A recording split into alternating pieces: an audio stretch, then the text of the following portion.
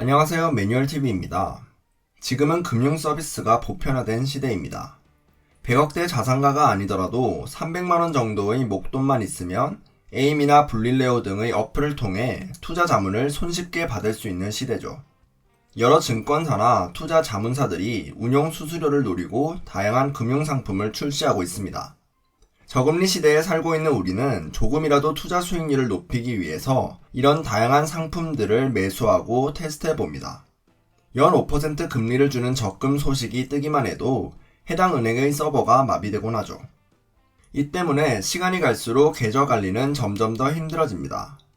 더 높은 금리, 더 낮은 수수료를 찾아서 각종 은행과 증권사에 계좌를 만들다 보니 언제 어느 계좌에 돈을 넣어두었는지 잊어버리기 일쑤죠. 카드나 보험은 또 어떤가요? 페이백을 노리고 만들어둔 카드는 필수로 결제를 해야 하는 몇 개월이 지나고 나면 책상 서랍 안에 처박아두고 잊어버립니다. 또 본인이 어느 보험 상품에 매달 얼마를 납부하고 있는지 상세히 기억하고 있는 분들은 과연 몇이나 될까요? 그래서 오늘은 이렇게 흩어져 있는 계좌 정보와 카드, 보험 정보를 모아서 확인해 볼 수 있는 서비스를 소개해 드리려고 합니다.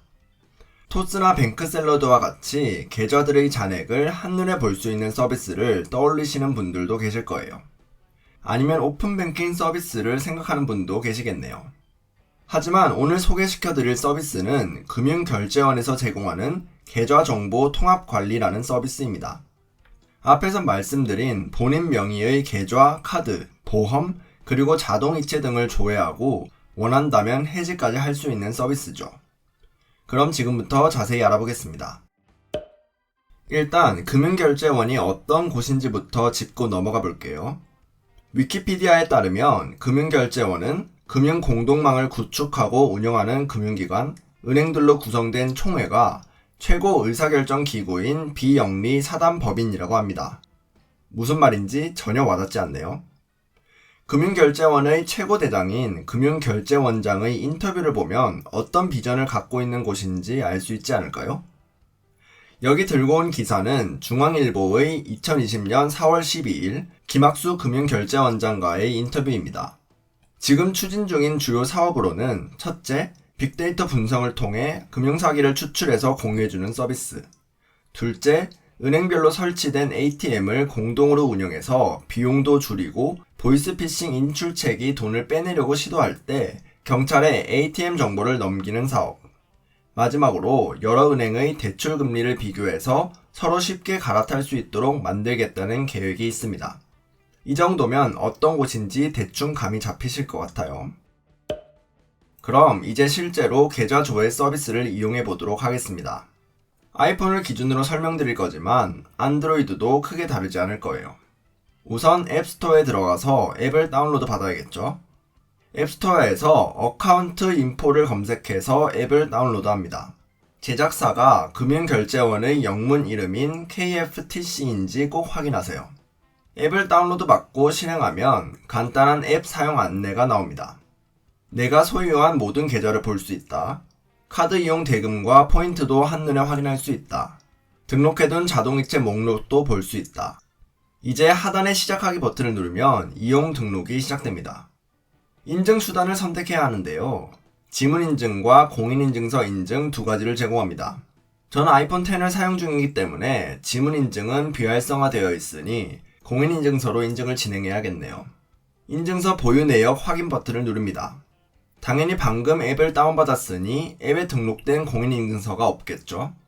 안드로이드 폰이라면 폰에 있는 인증서를 바로 사용할 수 있겠지만 아이폰은 앱마다 인증서를 넣어줘야 하는 불편함이 있습니다.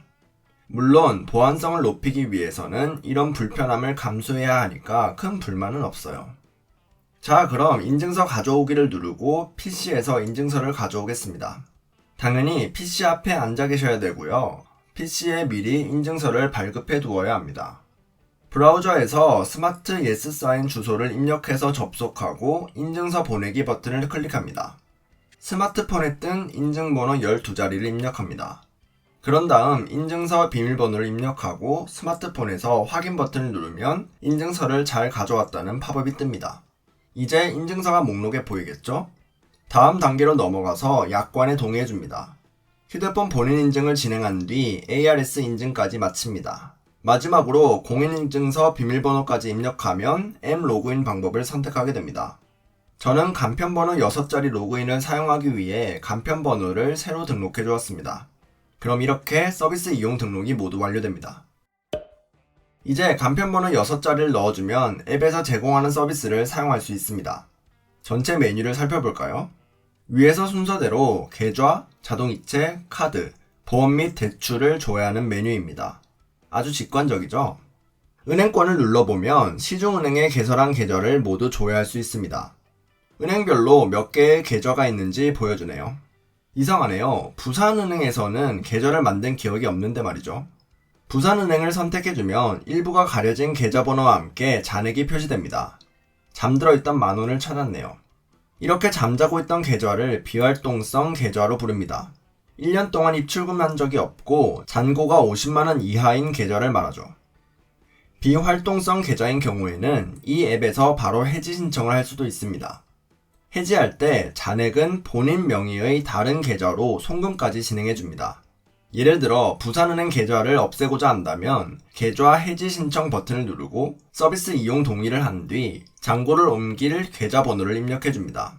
저는 한국투자증권 CMA 계좌번호를 넣어주었습니다. 계좌 조회를 누르고 다음 버튼을 누르면 해지 예상 금액과 세금, 수수료 정보를 보여줍니다.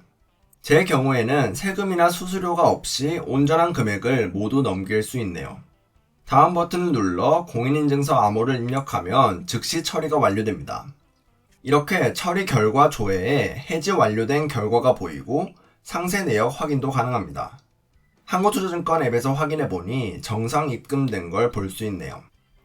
이런 식으로 제2금융권이나 증권사 계좌 목록도 확인할 수 있습니다.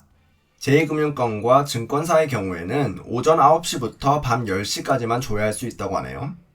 한국투자증권 계좌 목록을 들어가면 투자 중인 총 금액도 확인할 수 있습니다. 예수금까지 분리해서 보여주네요. 자, 이제 자동이체를 살펴보겠습니다. 여기 보이는 자동 납부와 자동 송금을 구분해야 되는데요. 자동 납부는 보험료나 통신비 등 요금을 청구하는 기관에서 요청한 내역입니다.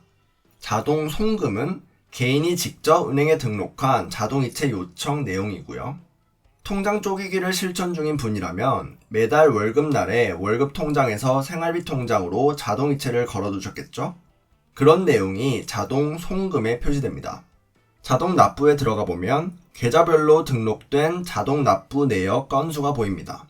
신한은행에 들어가 볼까요?